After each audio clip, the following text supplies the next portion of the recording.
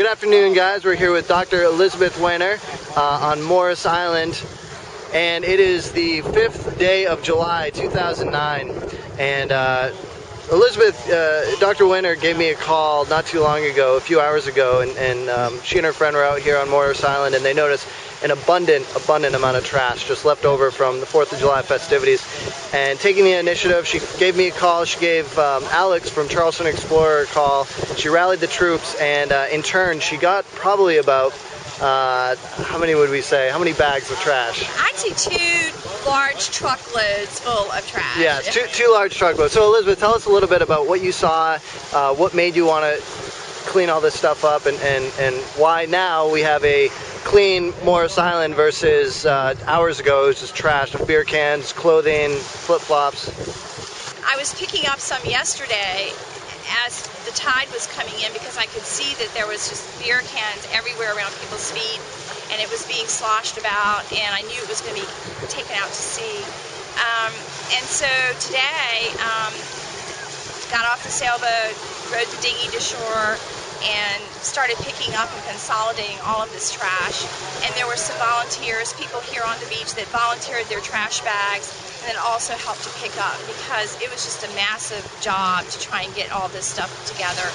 And then once it was consolidated into various piles, almost like raking leaves in a large yard, then I called Waterkeeper and Alex on the Charleston Explorer, and to try and get some help to get this stuff removed, because it's a large high tide tonight, and I could just see that some of this stuff could be swept back out into the sea, defeating the whole purpose. Exactly. Now this comes just weeks after a whale and its calf died actually here right. In Charleston. Yeah, right. On Sullivan's Island, it washed up from swallowing a plastic bag in its stomach, and the mother was dying from that, and then the baby whale didn't want to leave its mother, so it died as well. Right. So the plastic, anything like that, the turtles will grab it, will eat it, seagulls, any of the birds will eat it, the whales, the dolphins. It's just very dangerous for marine life. And the thing about it is, if we have this beautiful place, we need to pick up, if we can bring all of our trash here and all of our stuff that becomes trash, we can take it off with us, and we can leave the beach clean, and we won't lose the privilege of being here on this beautiful beach. Exactly. You can see the Charleston Explorer here, which is this beautiful pontoon boat, and it acted today as this temporary trash boat, this trash barge.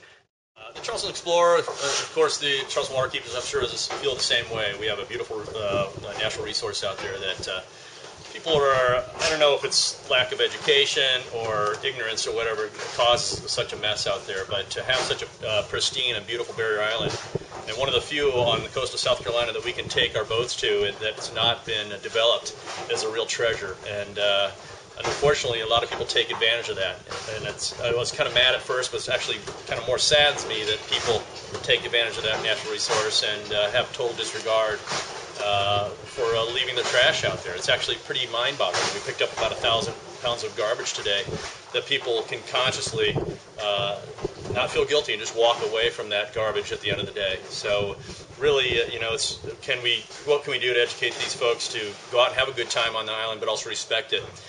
Bring out garbage bags and pack out a little more than they brought would be kind of the idea. I don't want to teach these folks that we're going to be out there every year cleaning up their mess. We just need to hopefully they can respect it a little more. And on top of that, just I think it's important that we make mention that that island is accessible. And make it even more accessible with docks, kiosks, and boardwalks would be a mistake. We've got to keep it the way it is and try to protect it. Very good, very good. And Billy, we noticed there are a lot of people out there just on the beach on the 5th, the day after 4th of July, enjoying the beach. And there were a handful, not a lot, but a handful of people that did come out and they offered a helping hand. Did you get a chance to talk to any of them, or what was your take of the people that were watching us picking up all this trash? Well, I talked to the folks that did help us, and they were very appreciative. They were just as appalled as we were by the amount of trash that was left out there.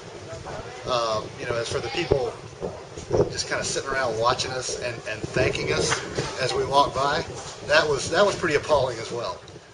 Say relatively involved but pretty smooth process in order to collect all this trash. When Charleston Waterkeeper, when we got there, some of the citizens that had reported and taken the initiative to clean up this stuff had already compiled all this trash into many consolidated piles. And when Alex and Billy got here, they formed a pretty smooth conveyor belt system. And we've got a big pile of trash. You can't see it from here, but we are at Sunrise Park in James Island, and we've offloaded all the trash here, and we'll be heading out to load it up onto a bunch of pickup trucks this evening. And again, a lot of energy that these two individuals and of course all the individuals that helped out on Morris Island and some individuals here and even some kids here that are playing on the dock. A lot of people rallied together to really help out.